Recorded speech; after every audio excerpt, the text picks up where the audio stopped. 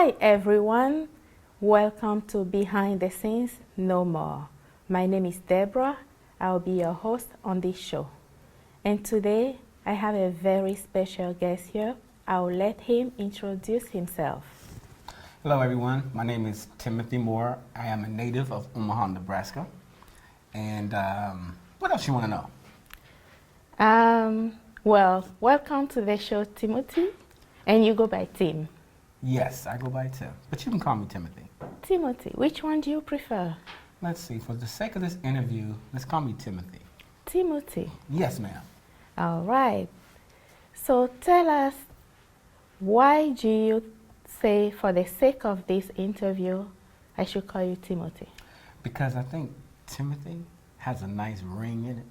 Nice long Timothy, powerful name from the Bible. So I think if I'm going to do an interview, I might as well go ahead and go by my birth name, which is actually Timothy, which is kind of interesting. I had actually planned at some point to stop going by Tim and going by Timothy, because I think because of the significance of the name and where I'm at in my life, I feel like I'm owning the power that's behind that name. Yeah. That's powerful. Yeah. So, Timothy, you are the vision doctor. Everybody knows you on social media as Clarity Doctor. Yes, ma'am. Tell me about it. What is it? Everyone has perspective and perception. And I think we don't have a full understanding of what those two words mean. So if I were to tell you, it's your perspective that may be hindering you, and maybe your perception that's preventing you from attaining your goals, your dreams, people will say, oh yeah, okay.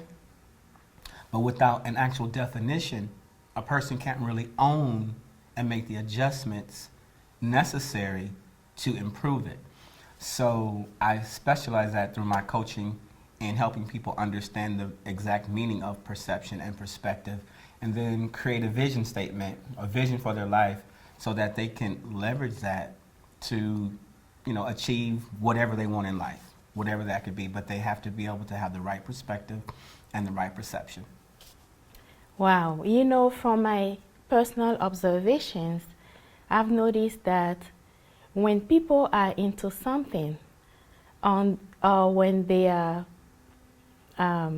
believers of something, it usually comes from the personal story. Truth. And I guess you want to know what mine is. Yes.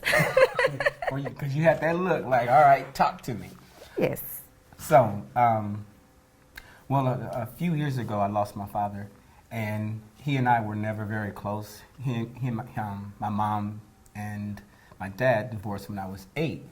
And so I didn't have a real strong relationship with him. And so all throughout the years, just, even till a few years ago, maybe 5 years ago, I blamed him for all of my failure because he wasn't in my life. And I felt like I wouldn't have had as much, as many challenges or as many struggles or as many issues with just the simple accomplishments in life because, I would have had his leadership and his guidance. But then when he passed away, I just cried my eyes out. Later in this casting, it felt like for about an eternity, just crying and crying. And in my mind, I just felt myself getting free. And then after I finished crying, I stood up and dried my eyes, and I said, I'm gonna release you. And so I let him go, and then I said, I'm going to take control of my life. It's in my hands. He did his part for what he could do, and now it's my turn to take control. And so I left. I wrote a vision for my life, and ever since then, I just kept pursuing that. Probably about a year later after he died and I got that vision, I started my company, Vision Writers, and it's just been an amazing journey. My whole life just shifted. The whole momentum, the direction just changed immediately. Once I had a clear path and direction for my life, once I saw it, once I created it, no blockages. I had the right point of view. I didn't have anyone to say, well, you didn't do this for me or you didn't. It was all me. I determined this is what I want to do. So when you mentioned that you released him, were you talking about forgiving him? Yes. Oh, okay. Yes, forgiving him, making him the responsible person for my success, making him, his absence the responsible person for whatever failures that I had. I made him responsible. And, I remember times, probably in my 30s, just struggling with being an adult, being a man. I remember laying in my bed crying because I couldn't pay bills. I'd been in the military, was in college, so there was never really time for me just to live alone. There was, when you're in college and in the dormitories, you have a roommate. In the military, you have a roommate. Then I married, so there was always someone else. And then there was that space of time when it was just me. And I was like, I don't know how to do this. So I called him up yelling and screaming at him. He was like, okay, you kind of grown now. And so that was just one moment, but it allowed me to really see that, all right, you got to work on yourself. Well, never knew your military background. Thank you for your service. Yeah. So how did you know to write your vision? Well, it's, first of all, it's scriptural. Write the vision, make it plain so that whoever reads it can run. So that just kept, ringing in my head. Mm-hmm. And then the other thing was, without a vision, people perish and lose all restraint. So those kept ringing in my head. And so I decided that I needed to make things clear. And I needed to make it very plain. And then I spent time writing vision statements and mission statements for a nonprofit here. And so that just helped me hone the gift and the skill to write it. And then I saw an opportunity where I could just create a business out of it, because so many people don't have clarity, don't have clear visions. We wander job to job, whatever shiny object pops up, people go chasing after it and don't have longevity in one direction. It's, constantly shifting. And when I just really, pictured that and understood that, I looked at my own life and I was like, yeah, that's the problem. There's no real vision. So you also said that then you were married at some point. Mm-hmm. Did you have a vision for that? Absolutely not. How was that experience? So even as, now, as I'm evolving, changing, growing, and learning, I've been recently divorced about 6 months ago.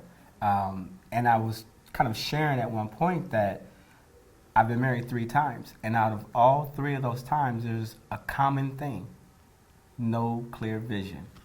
So I understand now that in order to really be successful, you have to identify what it is that you want, what it is that you're going after, what's the reason, what's the purpose, is it something that I really, really want to maintain? Mm-hmm. And so first marriage, second marriage, third marriage, there was no vision. Mm-hmm. Or I take that back. There was actually a vision, but it was only me. Okay. It was what I saw for myself, but not a vision for the both of us where we could actually build. And that's what vision is about. If you're going to partner with someone, then they need to be included in the vision, because you're both are building together. And I never had, the mindset that I really wanted to build with anyone. That's only coming in here recently, like, oh, okay, if you're going to partner with someone, then you guys need to sit down and decide what it is that you want to build. And as an individual, you have to know that before you even get married, which is a whole nother topic, because if you don't know what you want, and then you connect with someone else who knows what they want, then you'll end up following them. And once you decide what you want, now you're going to be in conflict, because maybe once you decide what your vision is and what you want to do, maybe it doesn't line up. And so now you're in conflict because, you know what you want, but you chose someone in a place in your life where you didn't know what you want. So they're kind of in a bad situation because they've known what they want. And so now you have to make a decision. Are we going to make this work? Are we going to collaborate and pull our visions together? Or are we going to stay and be in disagreement? Or are we going to go our separate ways? Wow. So how do you help couples? So what I do is I did recently start as part of my business something called a couples vision. And so it's his vision, her vision, and our vision. So starting with each person coming and having a conversation, where's their heart? You know, what's your passion? What do you really, really want to do? What do you feel like you could sustain? Not just execute, but what can you sustain? And once you understand that from both standpoints, then you create something that combines both of the vision, and that makes it a couple's vision. And they both own it because it generates, you know, that cohesiveness, it generates that feeling of excitement, like, yeah, we want to do this, we want to get this done. So that's how I help. So tell me, as a single parent, do you also help single moms, single dads in the mission of raising a child? Yeah. So when you say in the mission of them raising, like, I mean, how should they raise it? Is that what you mean, the mission? Because I believe I'm a parent myself, and I'm on a mission to raise my child to become a responsible adult. So that's the mission. So how would you help that parent that comes to you? They don't know, for instance, how to raise a teenager because of all the changes that that teenager goes through. Does that teenager or that child need to have a vision that aligns with the parent? That's a good question. So I think, first of all, it still goes back to the parent really establishing what their life vision is. Where are they going? And then as a, you know, depending on where the parent got the revelation or begin to understand what their life's purpose is, because we don't always know. We can have a child, you know, during its young years when it's really easy to share a vision and kind of shape them and lead them. And then not until later on in life, but then your child is a teenager. So now you're finally understanding your vision, but at that point, they've been without a vision. So now you're trying to steer them and bring them into something that they're not comfortable with or used to. So at that point, you want to create your vision with them in mind. If they're planning on maybe being around in the house for a while, because, you know, if they're going to leave, then they just need to respect the household, in my opinion. Just respect the household, but they don't necessarily have to be, you know, part of the vision long term, but they definitely need to respect it on the day-to-day, because everything you do each day is going to contribute for or against the vision. So your household needs to come in alignment with your vision. Now, how you accomplish that? Well, you know, hopefully when you write your vision, it includes your family. So the idea then is sharing the vision with them so they can understand the benefits. How is the child going to benefit? How are they going to learn? How are they going to grow? How is the vision, by you accomplishing it, how are they going to be successful? Is there a place for them in the vision? Is it just you, and you better do what I say? Or when they step into their talents and gifts, will there be a place for them to flow right into it? And if you can get them to see that, again, perspective and perception, if they can recognize it, well, then it becomes easier because now they have a place to go. And so without that, they'll leave the house a lot of times trying to figure it out. What do I need to do? Well, if mom or dad gave them vision, this is what our family does. This is what we're about. These are our values. Then they can begin to align themselves at some point because it gives them direction. Wow. This is really needed in our communities in all areas, whether it's in a relationship, in your business, in your personal life. You as a parent, it's very well needed. Yeah. Well, I'm so glad you were able to go back to the scriptures at that point in your life when you lost your dad, and then from there you were able to have a vision for your life, and now you're helping other people. It's Yep. so commendable. Thank you. Thank you. Any last thing you want to share? No, just, I encourage, if, whoever's ever watching, is to sit down and just be introspective. Search your own soul, search your heart, and don't allow yourself to keep living someone else's vision. Because if you don't create your own vision and live yours, you'll end up living someone else's. And we really need to stop playing victims. We need to mature through the experiences.